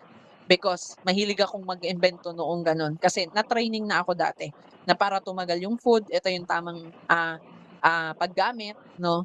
So, sa Dunkin Donuts din 'no, alam na alam ko pa rin yung mga shelf life nung mga ano dun, nung mga donuts, kape, ano yung coffee natin pagka yan ay nasa pack pa lamang is 18 weeks, gano'n. Kapagka yan ay nandun sa cup, 'di ba, consume immediately, 'di ba, kapag nasa carafe, 5 minutes kapag hot, ano. Kapagka cold naman is 8 hours kapag nasa ice. Hmm, Hallelujah. And that is the importance of training, ano po. So share ko lang po sa inyo yung mga worldly na mga things or yung mga secular things na ito kasi alam ko na makaka-relate kayo dito pagkain 'to, eh, 'di ba? Siyempre 'pag maka-relate ka dito pagkain 'to. And alam niyo ho ba, sino dito acidic? Sino ditong mga acidic? Ako. Ako, Pastor. Dami nagtaasa na. Pare-pareho tayo. 'Di, joke lang. 'Di ba? Alam niyo guys, kapag acidic ka, don't drink coffee na hot tapos hintayin mong lumamig. That is, nagkakaroon na ng acidity buildup 'yon. So mas maganda, iced coffee ang inyong inumin para hindi kayo i-trigger or para hindi ma-trigger yung acid. Oh, now you know, people of God. Kaya alam niyo, kahit acidic po ako, I enjoy na kapag soft drinks ako, nakakapag-coffee ako, nakakain ako ng maanghang. Kasi yun yung training namin. Kasi nandun kami sa Dunkin Donuts dati, hindi puwedeng hindi ka titikim ng kape, ano. And pinaka-suggestion ko diyaan ay cold brew, ano, yan yung pinakamasarap na kape dun, cold brew. Hallelujah. So yun yung kape na hindi niluluto sa pamamagitan ng hot water, pero niluluto siya sa pamamagitan ng cold water. So nilalagay siya sa freezer. Nilalagay siya sa chiller, hindi pala freezer kasi titigas yun, chiller lang. Ano po, binababad siya dun for over 24 hours and then saka mo siya gagawing coffee at yun yung pinakamasarap na iced coffee. Oh, may idea na po kayo? 'Di ba? Hallelujah, Jesus. Ano pa po, 'di ba, training to be qualified. So that is so important sa bawat isa po sa atin. Ano, kaya nga po, 'di ba, kapagka tayo po ay merong pinapagawa sa atin ng Panginoon, hindi tayo basta-basta sige sige lang ng sige. Ano po, parang like for example, one time may nag-invite po sa akin, nasa Mindoro ako, may nag-invite sa akin, sabi niya, "Pastor, okey lang po ba na mag-ano ka, ano tawag dito, funeral?" Sabi ko, "Naku, nasa Mindoro pa ako, hindi ko naman kayang liparin yun." Sabi ko, "Kailan ba libing?" "Bukas daw." Sabi ko, "Diyos ko Lord." Pagka bukas na yung libing ta's funeral, sabi ko, "Naku, hindi ako aabot, 6 hours yung biyahe namin." Sabi kong ganyan. Sabi ko, "Baka mamaya nailibing na yan doon, inuuod na, paparating pa lang ako diyan sa lugar niyo." So ang ginawa ko, isinab ko muna si Kuya Yo. Sabi ko, kasi si Kuya Yo train na siya na gumawa nun. Although si Ate Lindsay ay elder namin, matagal na namin kasama, pero hindi siya gaano sa mga ganong funeral. 'Pag mga kids, mga youth, Sunday service, kaya nila yon, trained sila doon. Qualified na sila na mag-account doon. Pero pagdating po doon sa like yung mga ganong gawain, si Kuya Yo kasi yung madalas kong kasama. Kaya madalas, 'di ba, sabi ko nga sa inyo, kung ano nakikita sa ama, yun lang din yung gagawin ng anak. So nakikita niya na yung proseso. Kahit yan si Yo-Yo minsan nakaganon lang yan, patulala-tulala yan, 'di ba? Alam niyo, may purpose yan. 'Di ba, pinapanood niya kung ano yung mga ginagawa ko. Kasi lagi niyang sinasabi, hindi habang buhay isasama ako ni pastor. Darating yung time that the Lord will do this also, 'di ba?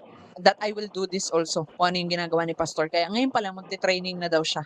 'Di ba, nung marinig niya nga na, "Oy, pupunta kami ng Bicol ngayong ano, 4th week ng ano, ng April."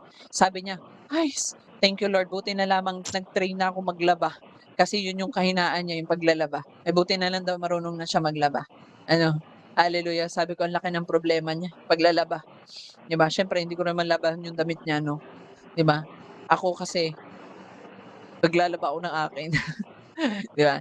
Charot lang. Nakasarili, 'no? So, training to be qualified. So, importante po yung pagte-train natin. Ano, kaya mga kapatid, habang tayo ay merong pagkakataon na may train, ano, yan lagi kong sinasabi sa taga WTJ, at hangga't may panahon kayo na kasama niyo yung leader ninyo, ay pagudin niyo na sa pagpapa-training. Tandaan niyo ho yan, habang kasama niyo pa yung mga leader ninyo, pagudin niyo na sa pagpapa-training. Kasi hindi habang buhay kasama niyo 'yan para i-train kayo. Okey? Naalala ko nung nag-start pa lamang si Ate Lindsay, meron kami dating tinuturuan na isang kasama namin. So, si Ate Lindsay kasi nasanay siya dati na laging siya ay tinuturuan. Until dumating yung time na minsan parang feeling niya nai-ignore ko siya. Kasi lagi na lang daw si ate ganito, lagi na lang si ate ganyan. Sabi ko, "Nak, qualified ka na kasi na gumawa niyan. So kaya pasensya ka na at hindi kita napupukusan. Do'n naman ako sa bago. Kasi kung laging ikaw ang tututukan ko, paano naman din ako? Paano lalago ang ministreng pinagkatiwalaan ni Lord sa atin kung tayo lang din magkakamukha ang nandito? Tugmok-tugmok tayo dito. Paano na 'yan, 'di ba? Lunes hanggang Sabado tayo niya mukha mo lang yung nakikita ko, mukha ko lang din yung nakikita mo, 'di ba? Paano tayo dadami nito? Walang gano'n. Kailangan nating mag-train. Kailangan nating maging training or mag-train ng mga qualified people, ng mga trusted, reliable people that will continue the work na ipinagkatiwala ni Lord. Kaya alam nyo, maging faithful ka lang sa kung anong binigay ng Panginoon sa iyo. Hindi mo naman kailangan maging magaling para ikaw ay magamit ni Lord. Ang kailangan lang ni Lord, yung open para maging kagamit-gamit. Okay? Hindi niya pinili si Moises dahil magaling siya. Pinili niya si Moises kasi bukas si Moises. Pag may sinabi si Lord, gagawin niya lang. Yun ang gustong-gusto ni Lord, yung mga taong bukas. Bukas sa Panginoon, hindi bukas sa lahat. Diba, pag open kasi sa lahat, nako, wala nang discern. Gagawin na lang niya kahit hindi naman yun yung utos. Diba? Kahit hindi naman yung pinag-uutos ni Lord, gagawin niya pa rin yan. Hallelujah. So next slide, please. Thank you, Lord. Ayan. So sabi dito, 1 Corinthians 11:1, follow my example as I follow the example of Christ. So ito po ang nagsalita na ito si Paul. Sabi ni Paul, sundan nyo ako, gawin nyo akong example katulad ng pagiging example ni Jesus Christ sa akin. So ngayon, ganito yan kapatid, that's the reason why kung bakit po hindi sa lahat ng pagkakataon, lahat ng pina-follow natin, gagayanin natin. 'Di ba? Kaya alam nyo, importante na tayo may mga spiritual father that nurtured us or that will nurture us kasi sila yung example na gagayahan natin. Pansinin niyo po, ang ginagawa ko po, nagte-train ako, walang bata, matanda, may ngipin, wala. Sila, nagiging example nila yon. Si Papa nga, nagtuturo nga sila ng ganito, kami din. 'Di ba? Yung capacity ko pang bata lang. 'Di ba? Yung isa naman ang capacity ko batang isip. O sige, di dyan ka. 'Di ba? O yung isa naman pang masyonda. O, 'di ba? Kasi yung maturity niya pang masyosyonda na rin. 'Di ba? Yung isa naman pang may mga demensya na. So doon siya nilagay. Hallelujah, Jesus. So example, lagi natin tingnan the right example that the Lord has given unto us. Okay? Are you with me, people of God? Nandyan pa ho ba kayo? Gising na gising, alive na alive? Ano po? So that is so important. Kailangan natin ng training, hindi para maging magaling. Kailangan natin ng training para meron tayong gayahan or meron tayong example. Okay? Kung hindi po ako trinain ni Pastor JR, ano kayang example ang akin titingnan sa pagtatayo or pagsisimula ng ministry? If I'm not trained by my spiritual father how to handle people, ano kayang guide ko ngayon? Kasi sasabihin ko sa inyo, may mga bagay na ginawa si Pastor JR na hindi ko ginawa. At marami siyang bagay na ginawa kong guide. Diba? Kaya nga ang Bible, nakalagay po dyan, basic instruction before leaving the earth. Kasi guide po natin ang Bible. Okay? Guide po natin ang Bible. Guide po natin yan. Hindi ibig sabihin na porket yung guide ay nandyan, exactly na yan na yung gagawin mo dyan. It is a guide. Kaya nga, di ba, minsan kapag binasa mo tong verse na ito na sinulat ni Pablo, parang tinamaan ka. Teka, parang ako yung sinabihan na. Parang inalis niya yung sinabi to na, oy Timothy. Di ba, parang pinalit niya, oy Carl. Huwag mong hayaang maliitin ka dahil sa iyong kabataan, maging example ka, maging model ka, maging ganito ka. Di ba, parang, thank you, Lord.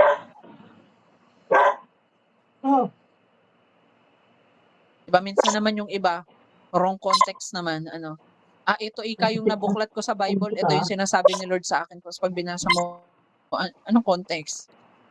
Sablay. Diba? So that's why, importante yung training. No? Kaya nga po tayo may SFM may School for Minister po tayo. At sa mga nag-SFM po dito or nag-School for Minister, hallelujah Jesus, grabe po yung natututunan natin, di ba po? Di ba? Grabe yung atin dong natututunan. Di ba? Hallelujah. Yun nga yung sinabi ko, nagsimula kami ng 10, ngayon na 6 na lang. Di ba? Sino pa kaya ma-eliminate hanggang matapos ang aming class? Di ba? Akala mo nasa bahay si Kuya no? May elimination round. Di ba? May una dun eh. Di ba? Wala pang 1 buwan or 2 buwan, may na-eliminate na dun agad eh. Di ba? Glory to God. Di ba? So you see, people of God. So yun ay inaral natin hindi para maging magaling. Inaral natin yun para malinawan tayo at alam natin yung right example na ating pong nilalakaran. Okay? Thank you, Jesus. No, para hindi tayo mema-mema. Uy, alam nyo ba na ang itsura ng demonyo ay may sungay? Oy, hindi po lahat ng demonyo may sungay. Yung iba po, katabi nyo na, nakangiti lang. Chares. Joke lang. Ano po, joke lang yun. Hallelujah. Alam nyo ho ba, na the higher the rank of the devil, wala silang sungay? Kapag nakikita mong demonyo, may mga sungay pa, ay, mga low ranking lang yan. Low ranking demons yan. Pero pag nakita nyo, yung may mga salukot na, magtaka ka na mga high ranking principalities na yan. Ano, sabi doon, the principalities are in heaven, in the first heaven or in the sky. Ano, kaya hindi porket langit ay mga anghel ang nandyan. Yan pong nakikita ninyong langit na nandiyan, puro kalaban ang nandyan. That's why it is so important to have fire. So that kapag nag-pray ka, hindi nila maharang yung prayer. Kasi kung hindi, alam mo yon, ginagawa nilang volleyball yan, spike nila pabalik yan. So, di ba? Wala na yung prayer mo, bumalik lang sa lupa. Hindi nakarating sa heaven. Kaya magtataka ka, Lord, hindi pa nasasagot yung prayer ko. 20 years ago na. Ang tagal-tagal naman. Prayer ko lang naman, Lord, makasal ako. Ngayon, nasakal na lang, wala nang kasal. Ganun. Di ba? So, it is so important, to have that example. It is so important to have that example. It is so important na meron tayong nilulook up na example. Hindi porket nilulook up mo ang isang tao, ina-idolize mo na. Iba yung nilulook up mo at iba rin po yung ina-idol mo na. Nagigets po ninyo? 'Di ba? Pwede nyong i-look up si Pastor Carl, pero wag nyong gagawing idol si Pastor Carl. Pag sinabi kasing idol, lahat ng gagalaw, paano ako magturo, pananamit ko, and so on, gagayanin mo na. Yun ang idol. 'Di ba?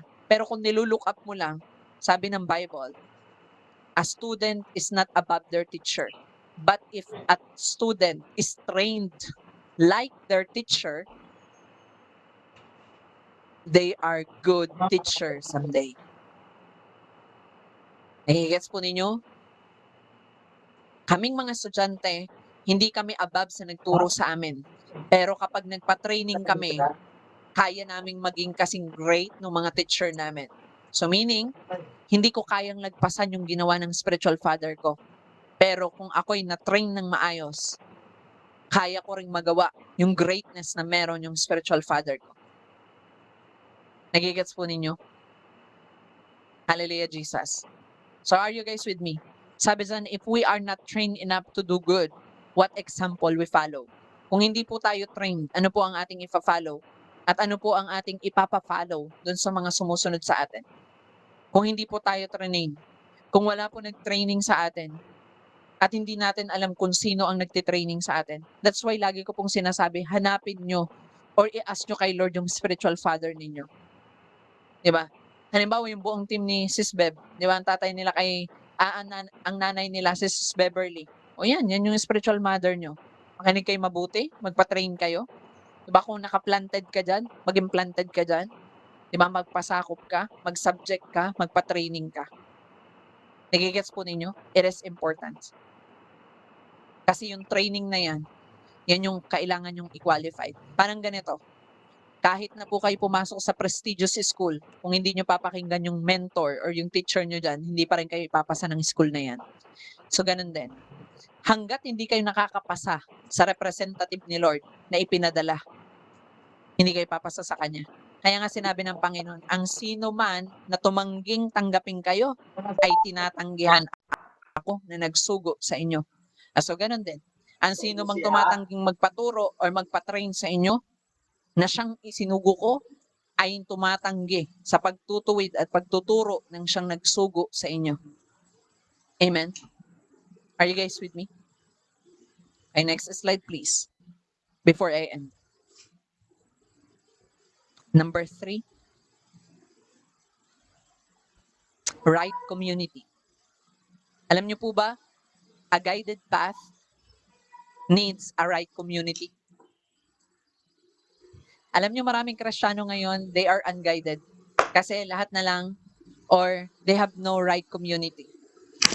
Ano po? Kung saan na lang sila masuksok, doon na lang. Diba? But they don't have the right community. So it is important. Sabi ng Bible po na a company corrupts good character. So importante po yung ating mga sinasamahan. Hallelujah. Sige po Ate Angela, thank you so much. Importante po yung ating sinasamahan at importante po yung ating mga nakakasama. Sabi nga ng Bible na if you are with the wise, you will become wise. But if you are with the fool, you will become fool. That's why right community is important. Ano po? Kaya po para sa akin, hindi ko po pinagbabawalan ang buong team na tayo po ay makidalo sa mga gawain ng iba. Like for example, sa ating mga kapanalig sa pananampalataya or kapatid, halimbawa, Kuya Nehemiah, nandiyan sila Sis Beb kapag may gawain sila, 'di ba? As long as na you are free at wala naman tayong gawain, okay lang. You can join them. You can learn to them. Okay? You can learn to them. They are right community. Bakit tayo binigyan ng Panginoon ng ganyan? That is a right community na ibinigay sa atin ng Panginoon.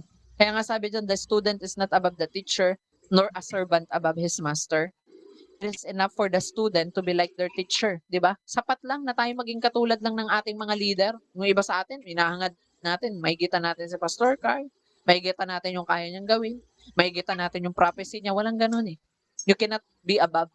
Di ba? Kung nakikita nyo na sharpen kami sa prophecy, di ba? You cannot go above. Ano po? Hindi porket, gusto ko maging above. Sige, connect ako kay Tommy Arayomi. Ayoko na kay Nehemiah. Tommy Arayomi na agad para highly anointed ako. Di ba? Mindset lang yun. Di ba? Hindi pa rin. Hindi ka pa rin naa-above doon sa mga inilagay sa inyo ng Panginoon. They are the place authority ng Panginoon sa inyong buhay. Si Lord ang naglagay niyan. Si Lord ang naglagay sa inyo, sa akin. Nagigets po ninyo? At nilagay ako ng Panginoon sa mga nag-guide sa akin ng mga leaders. Because there is no man na parang island. Ano po, every one of us, we need somebody that will help us in this ministry work. Ano po, ang ministry ng WTJR hindi po lalaki ng ganito kung wala po ang tulong ng bawat isa sa inyo at wala po ang tulong ninyong lahat. Nagigets po natin? And sinabi dito, if the head of the house has been called Beelzebul, how much more the member of his household? Kaya nga po lagi ko pong ine-emphasize sa bawat isa, ano po na kailangan po natin ng accountability sa bawat isa. Huwag niyong hayaang madungisan yung grupo niyo. Like for example pa rin natin, grupo ni Sis Beb, huwag na tayo dito sa atin, dun sa grupo nila. Ano po, as example, ano po, kayong mga nasa group ni Sis Beb, maging faithful kayo doon sa spiritual nanay na ibinigay sa inyo ng Panginoon. Kasi alam nyo, isang mali mo lang, apektado silang lahat hanggang sa spiritual mother nyo. Kasi yan ang lagi kong sinasabi sa lahat ng mga spiritual sons and daughter ng WTJR. Huwag na huwag kayong gagawa ng isang bagay na makakaapekto sa ating lahat. Kasi pag may isang pagkakamali kayo dyan, damay tayong lahat. Kasi family tayo eh. Diba? Parang halimbawa, sa pamilya ni Nanay Ann, pag sinabi, alam mo, yung mga ano na yan, yung mga bugkat, ganito, eh di damay lahat ng kapelyedo mo, yung mga abisin na yan, di damay lahat. Di ba? O, yung mga taga-WTJR na yan, so kahit hindi naman kagalit-galit, damay din tayo. Di ba? Hallelujah. Damay-damay tayo kasi family tayo eh. Community tayo. Di ba? Parang ganun. Pansinin niyo po. Alam mo yung Tondo, napakagulo dyan. Eh, hindi naman lahat ng parte ng Tondo magulo eh. Pero bakit nadadamay yung sila dahil dun sa magulong area? Because they are community. Ano po? Kung saan ka nabibilang dyan, kung saan ka nahahawa dyan, pansinin nyo, yung nangyari po na yon, yung trending ngayon, yung regarding kay, bibigyan kita ng assignment, si Teacher Emmy, Eme lang, alam nyo po kung may church yon, kawawa po ang church nun, madadamay at madadamay yung church nun, madadamay yung pastor nun. Kung nung tinanong siya ni Tete Lestay doon, sinabi niya, sino ba ang mentor mo? Kung may binanggit siyang mentor doon, damay yung mentor niya. Kawawa yung mentor niya. Kasi community nila yon eh. Madadamay at madadamay yon. Nagigets po ninyo? So kaya it is so important mga kapatid.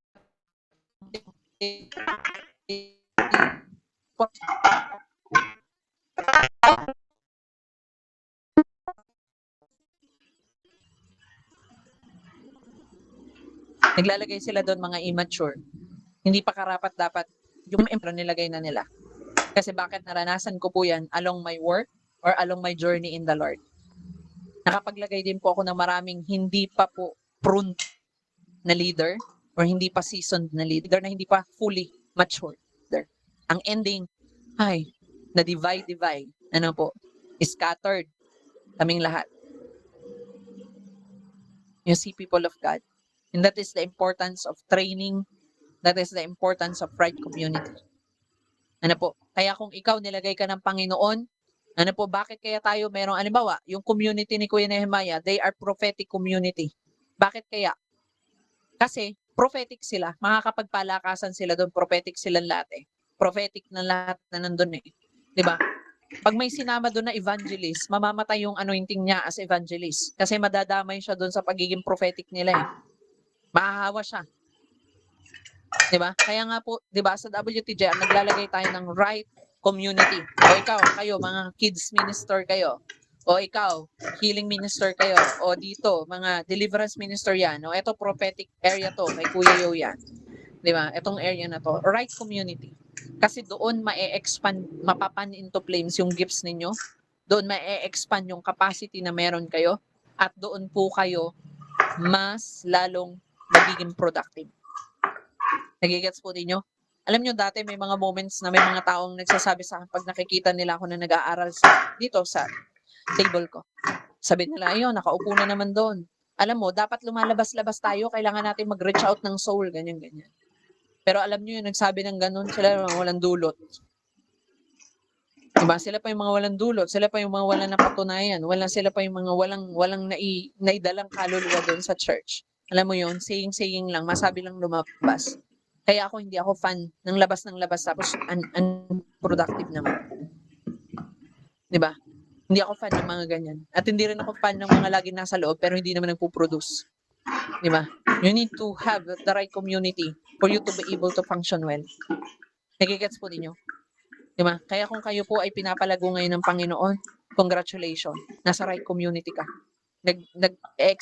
Nag-e-expand yung knowledge mo. Nag-grow ka ngayon. Congratulations. Nasa right community ka. Yung prophetic mo ngayon, mas lalo nagiging sharp. Congratulations because you are in the right community. Pinapalago ka ng Lord, you are in the right community. Sapat yung binibigay ng Panginoon sa iyo dito. Hindi mo na kailangan maghanap ng sobrang bonggang-bongga na mga tagapagturo. You are blessed. Because you are in the right community. Diba? Alam nyo, ang WTJR, kami yung community na binubuo ng halos matatagal na mga members na. No, yung iba sa atin dito. Diba? Imagine nyo, Kuya Brian, nakasama namin yan si Kuya Brian. Nagsimula ang ministry. Siya yung, dito, the firstborn of WTJR. Tapos yung mga nasa eldership namin, yung mga mas matagal ko nang kasama. Nakasama ko na for 7 years, 5 years, 6 years, kasi equipped na sila sa pinapagawa ng Panginoon. Hindi na sila basta-basta masusway ng kung ano lang yung desire nila or kung ano lang yung trip nilang gawin sa buhay. Na pag trip nilang ganito gagawin. Iba naranasan ko po kasi yan, yung trip-trip lang. Alam mo yun, parang trip namin ngayon since April, swimming na. Team building na tayo. Di ba? Na-trip namin, encounter trip na. Encounter na lang. So, aray ko. Di ba? Tapos ang ending namin, para-paraw kaming nga. Tapos minsan mag-aano kami, bakit hindi nagpo-provide ang Panginoon ng para sa gawain na yon? Ang trip mo lang eh. Hindi naman trip ni Lord. Di ba? Trip mo lang. Di ba? Naalala ko pa yung one time na na-share sa akin ni Nanay Yoli, may sinusuportahan yan dati na church, natatawa ako doon sa workers na yun. Hindi ko alam kung totoong worker. Sabi niya noon kay Nanay Yoli, alam mo Ika, anak, kailangan ko na yung pera. Sabi niya gano'n. Kasi meron kaming event, kailangan namin ng parenta sa bangko. Sabi ko nung kay Nanay yun, naku Nanay, discern din, niloloko ka na yan. Sabi ko, ang totoong lingkod ng Panginoon, hindi magpupuwersa ng tao para hingin yung mga ganyang bagay. Sabi ko, let the Lord will be. Mag-e-event sila na wala silang pambayad ng bangko at aasahan nila yung bibigay mo? Ayan, kalokohan kako yan. Walang ganon. Diba sabi ko sa WTJR, nagkaroon kami ng maraming successful event pero hindi kami umasa kanino man na, malaki-laki magbigay to si Nanay Ann kasi mayaman-yaman to. Sige. Diba? Walang ganon. 'Di ba? Kung ano lang, 'di ba? Lagi ko nga sinasabi, if you wanted to support this ministry, kahit piso yan, dos, 20 yan, okay lang. Pag pinagsama-sama yan, dadami yan, magagamit natin yan, magkakaroon yan ng impact sa kingdom ng Panginoon. 'Di ba? Right community. Nagigets po ninyo? Right community. Thank you, Jesus. May next slide pa ba, Ate Milty? Thank you, Jesus. Ano po, it's 12:04 na rin. Ano? So, ayan, last but not the least, Philippians chapter 3, verse 17, join together in following my example. O, di ba? So, yung word na yan ng Panginoon, na in-example na niya, join together.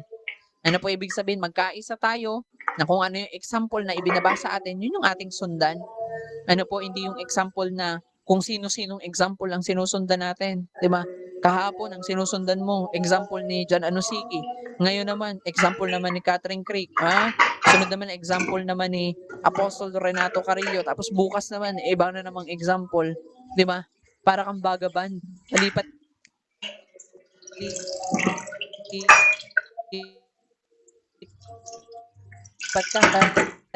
lipat kung saan kang istasyon. Ano po, hindi mo na maintindihan ang WTJR, lakaran mo kung ano yung ginagawa ng Lord. Alam nyo kanina, nag-join kasi ako doon kay Nanay Vicky, nag-join din ako kay La Sis Beb. Sabi ko, alam ko na kung sino ang nanay nito. Kasi parehong-pareho eh. Imagine nyo may host, may testimony, ma-prayer muna, testimony, bago yung word, tapos pagkatapos may Q&A. Sabi ko, parehong-pareho So, alam mo kung kanino siyang anak. Alam mo kung ano yung kanilang lineage. Nagigets po ninyo? Hallelujah, Jesus. Punta ka ng WTJR. 'Di ba? Dito medyo kami, one-man station kami dito eh. Sanay kami sa multitask.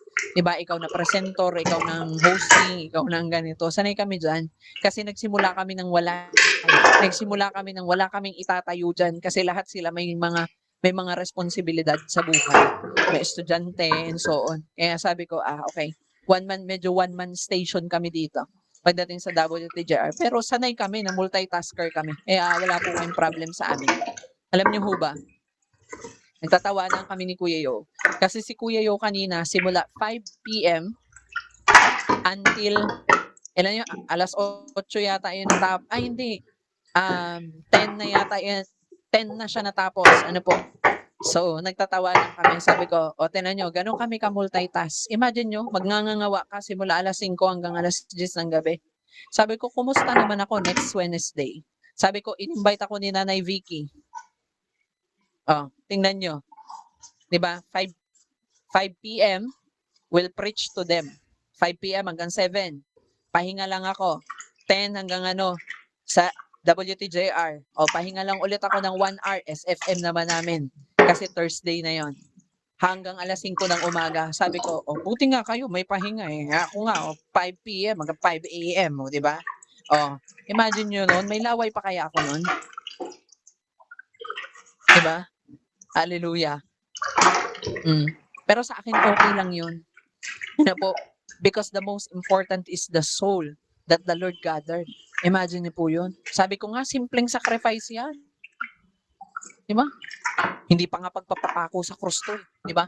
Isang araw lang ako mapupuyat, pwede ko pa yung bawiin ng Sabado, Linggo. Di ba? Pero alam niyo yung kaluluwa na may touch noon, yun yung hindi ko basta-basta mahahabol. Paano kung last time na pala niyan, last minute na pala yan? Di ba? Tapos hindi ko pa na-minister, kawawa. Di ba? Problema ko pa ngayon. Di ba? Accountable ko pa ngayon yan. Hallelujah, Jesus. Because nowadays, many Christians needed revival. Yan yung totoo. Kailangan na ng Christians ng revival ngayon. Yan ang pinakang kailangan nila. At hindi lang basta revival. They need a prophetic revival onto their lives. Marami ng indirected Christians sa dami na ng kanilang pakikinggan. Sa dami na ng naririnig nila. Alam nyo, nung ako po ay nasa Mother Church ko, wala akong ibang pinapakinggan dati kundi JIL. Kasi probinsya wala naman kami signal doon. Diba, akyat ka puno ng nyug para magka-signal ka. Di doon ka lang makapanood ng YouTube. Dito sa Maynila, anywhere you go, may signal ka eh. Diba, kaya anywhere you go, pwede ka manood ng kung sino-sinong tao dyan at sabihin mong mentor mo yan. Tama, mali. Hallelujah, Jesus. Dati focus kami. Lumago ako. Di ba? Kaya nung napunta ako ng Manila, ay kahit na marami akong pinapanood, focus ako sa spiritual father ko. Meron nga lumapit sa akin face to face na, alam mo, Carl, dapat nakikinig ka rin sa akin kasi andun ako ay salita ng Panginoon. Sabi ko, alam ko. Pero hindi naman ikaw ang spiritual father ko. Doon ako sa spiritual father ko. Pwede ba yon? Di ba? May tatay ako doon, tapos ibang bahay ako nauwi. Ano yan? Lokohan yan. Teka, babalik ako sa bahay namin. Di ba? May tatay ako doon, nag-iintay. Di ba? Alam ko naman yun. Yung nanay ko at tatay ko ay nandun sa bahay namin, tapos ako nauwi ako sa kapitbahay namin. Di ba? Yes. Di ba? So, ibig sabihin, I am not in the right community. Nagigets po ninyo? So, nawa po ay natuto po kayo. So, let us join together to follow the example that the Lord has given unto us. Ano po? Kaya, don't judge the example. Kaya nga, di ba, lagi kong sinasabi sa bawat isa, pag in-invite kayo na mag-minister, hayaan nyo yung kanilang yung program flow nila. Hayaan mo yung flow nila. Kasi flow nila yun eh. Yun yung command sa kanila ni Lord. Iba naman yung command sa atin, hindi ba yung kanila. So, igalang natin yun. The most important here is to join together. Ano po? To follow Jesus. Ano po? Kaya sabi dito, brothers and sister, and just as you have as a model, keep your eye on those who live as we do. Ano po? So, focus lang daw tayo dun sa pamumuhay na ibinibigay sa atin ng Panginoon. Ano po? Kung tayo ay nasa WTJR, tayo ay naniniwala na when God given you vision, you don't need many confirmation. Gawin mo na kung ano pinapagawa ni Lord. Kasi yung iba, ay kailangan po nila ng 100,000 na confirmation bago po nila yung gawin. Kaya late na sila sa pinapagawa ni Lord. Ay tayo kasi kung anong binigay ni Lord, yun lang yung gagawin natin. We don't just teach, we preach. We don't just teach, we demonstrate. Nagigets po natin? Saying glory to God. So let us pray. Hallelujah, Jesus, Heavenly Father, salamat po sa pagkakataong ibinigay mo sa amin. Lord, dalangin ko po ang patuloy na pagpapala mo sa bawat isang nakinig ngayong gabing ito. Lord, dalangin ko po na patuloy mong i-guide ang kanilang mga path. Paglinawin mo po ang kanilang mga isip at ang kanilang mga mata at ang kanilang mga puso upang malaman at makita nila yung mga shepherd na inilagay mo para sa kanila, Panginoon. Lord, salamat din po sa mga churches na amin pong nire-represent, Panginoon, ngayong gabing ito, Lord God. Salamat, Lord, sa aming mga SFC family. Salamat, Lord, sa sa buong ministry ni Sis Bev. Salamat, Panginoon, sa buong WTJR team. Salamat, Lord God, sa buong COB family, Lord God, sa 5F family, Lord, at sa iba pang ministry, Panginoon, na binubuo ng WTJR Gmeet na ito ngayon. I speak blessing towards each and everyone, O God. Lord, salamat, Lord, sa mga vessel mo. Salamat sa mga coaches.